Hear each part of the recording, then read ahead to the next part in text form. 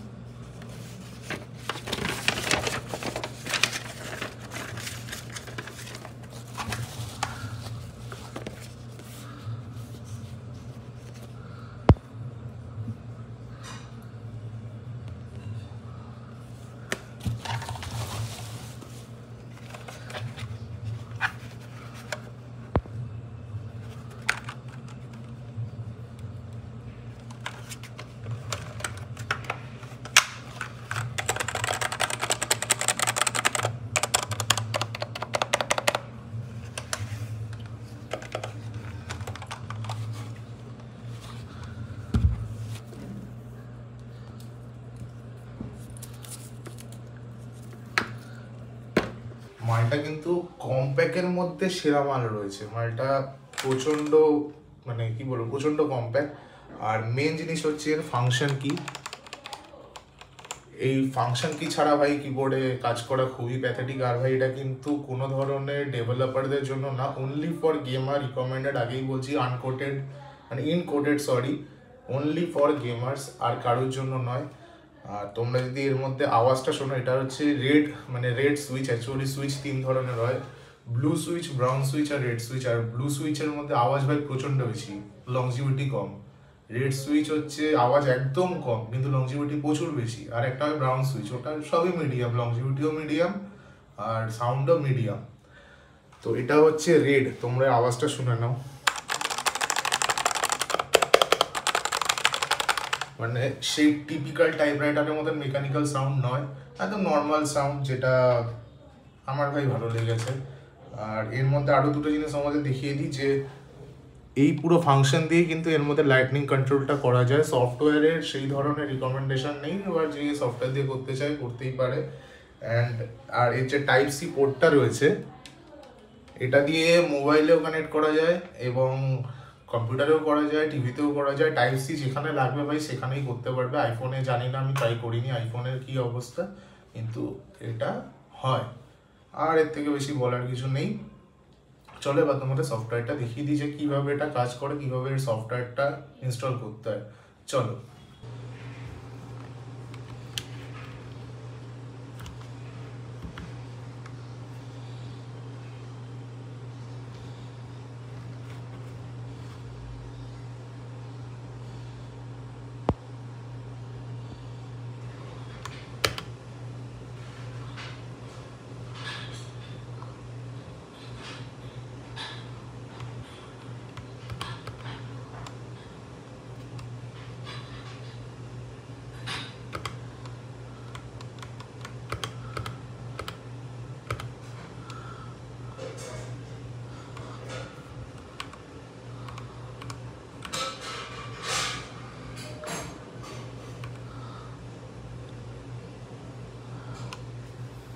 কি ইজেক্টরগুলো কিন্তু মানে দু ধরনের কি ইজেক্টর দিয়েছে, একবার খুলে তোমাদের দেখিয়ে দিই কোনটা কি কাজে লাগে।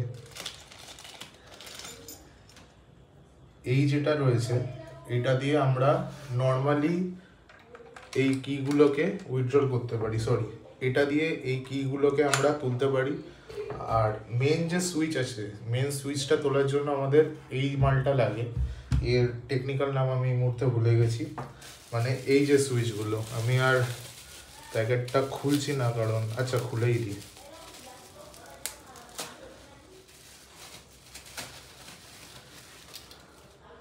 চারখানা সুইচ দিয়েছে মোট, অ্যান্ড এই সুইচগুলোকে খোলার জন্যই আমাদের এই মালটা লাগে।